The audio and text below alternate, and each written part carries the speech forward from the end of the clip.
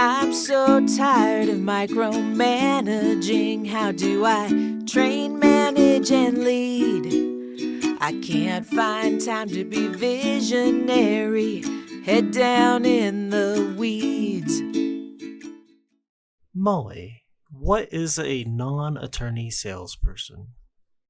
A non-attorney salesperson handles your initial consultation, sales meeting, vision meeting, discovery meeting, whatever your naming convention works for your firm. Think about it. You're booked out more than 2 weeks, and there is time spent on no-shows, cancels, reschedules, and the vicious cycle doesn't seem to stop. Or you're the attorney handling the first meeting, and if you don't get hired at the end of that meeting, which, by the way, the definition of hired is engagement agreement signed and check in hand before they leave the room. Maybe you're subconsciously killing the sales because you're giving so much amazing legal advice that the PNC appreciates the coaching session and needs to process all the amazing information you provided, and now they need to go home and process, or what they say, think about it. And there you go. You have no sale at the end of the meeting. You're frustrated because you could have used that time for doing the legal work you've already received from paying clients. You're frustrated because you want to blame it easily on marketing for unqualified leads. A non-attorney salesperson, when hired right, will stick to the sales process, stick to the sales psychology, gets to what's waking the PNC up at 2 a.m., show them how you will solve their problem. The team-centric law firm will solve the problem.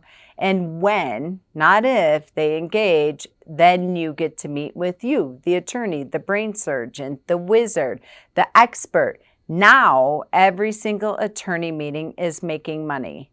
The non-attorney salesperson can get people in quicker, so they aren't going to your competition who has a non-attorney salesperson. And just like that, you weed out the tire kickers quicker, not taking up the precious attorney time. You get people heard, seen, validated, and serviced quicker, so their solutions are handled for them immediately, and they get what they ultimately wanted: a strategy meeting with the attorney to design their legal plan for success. In this day and age of people wanting solutions yesterday, you give the PNC what they want. You touch more people faster, and the need to think about it, people, go on the non-attorney salesperson's follow-up pipeline. They've already built that rapport with them. They can speak into the PNC's listening in a way that makes a difference for them when they do the follow-up calls. It's no longer a task, but it's a mission. Molly, I've hired a client services coordinator, and they want to make changes to our processes. How do I make sure the client experience is not compromised? I love this question. When you hire the right person and they are explaining the why of the suggested process change or improvement and how it will impact the client experience, reduce the life cycle of the matter, cut out the chasing data and information, you let them present you how it will actually play out. The role of the client, the role of the attorney, the role of the paralegal, the role of intake, etc., whatever department is involved, and then you let them go test it out, just like you do with your marketing initiatives. And the next 5 incoming clients and the 5 current clients in process, and then you analyze, which you should be doing with everything in your law firm, by the way. For example, we had a client service coordinator recommend the firm stop sending out documents for clients to review. There's a whole slew of problems where it bottlenecks the process, and suggested that we have the paralegal share a screen, make a 10-minute loom going over the important areas to highlight and pay attention to, and then send it to the client. This cut down on the back and forth with the client, the confusion with the client wanting a call with the attorney to ask questions because they had 17 of them that popped up after reading a legal document that they're hiring you to explain to them. And this cut down on the attorney and paralegal time by an average of 2.5 hours a week total per matter, and the client did their part and took action and moved the matter forward, cutting down an average of 3 weeks between the life cycle of the matter. The process you started with 2, 5, 10, 20 years ago should not be still working. The greatest test to a system or a process is to give it to somebody who was not involved in the creation to test if it's still the most efficient, effective, and profitable way to do what you do.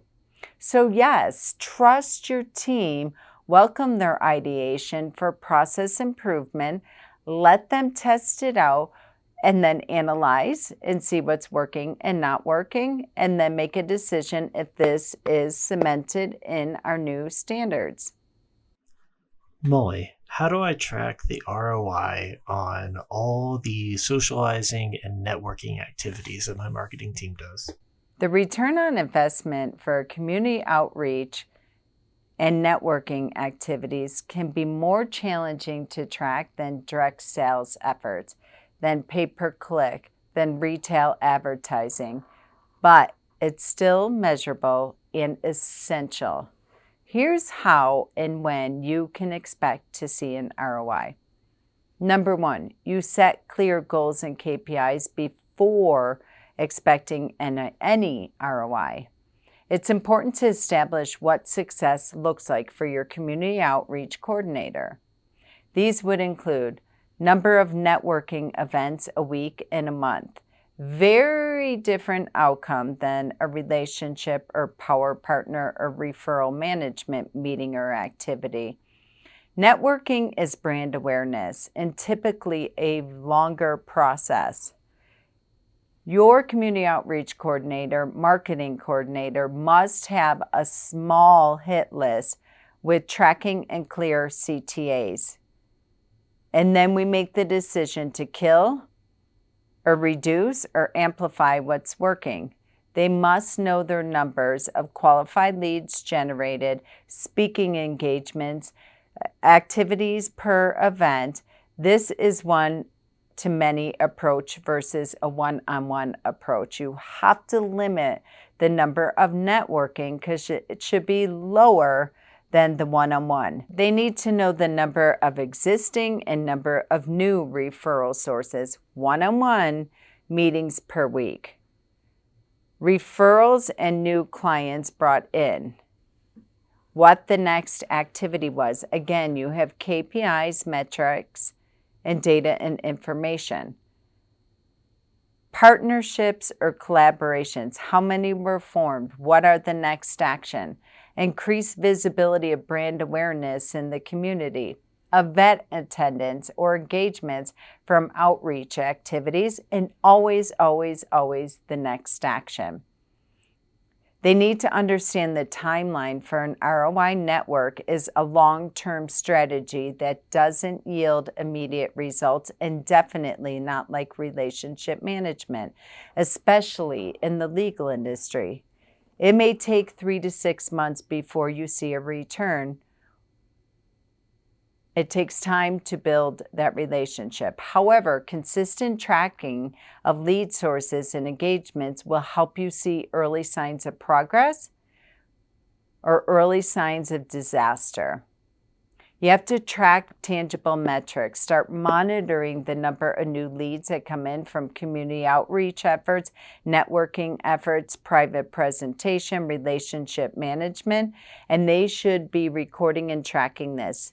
Your marketing meeting, weekly marketing, should not be conversation, a lot of excitement and energy. You're anchoring to a strategic plan with reporting. Contacts made, follow-up meetings or calls, referrals and new business generating from the networking efforts or one-on-one, the conversion rate of all the leads that came into client, using your CRM tools and your tracking systems to connect the dots between outreach analytics, referral management and power partner analytics, speaking engagement, private presentations, being on OPP, other people's platforms, so you can attribute results directly to their efforts. Next, measure intangible benefits, and networking also offers indirect ROI in the form of increased brand reputation, community involvement, potential future referrals. While harder to quantify, these are important factors that contribute to the long game success of your business, of your law firm. This is how you know if you get an ROI. When they show up prepared with data and metrics and information. You evaluate the approach. If you're not seeing any signs of ROI after 3 months, it's time to assess the effectiveness of the strategy or the person. So consider whether your coordinator is targeting the right audience, spending too much time networking, if their approach to network aligns with your business goals and your avatar client, whether they are nurturing relationships and following up effectively and consistently. So you set a weekly marketing meeting. Again, not conversation, not excitement, not brainstorming. You're checking in on the efforts weekly, monthly, quarterly to evaluate the progress and adjust strategies as needed. This will ensure that you're continuously optimizing for results and not waiting too long to see if it's an ROI, or even worse, frustrated because you have no idea what he or she does all day. So in summary, expect to see an ROI with your community outreach coordinator within 3 months, but make sure you're tracking both the short-term and long-term results. Adjusting the strategy if needed, but giving it a time to build up momentum because you see the proof of concept in the data and the information. I'm so tired of micromanaging. How do I train, manage, and lead? I can't find time to be visionary. Head down in the weeds.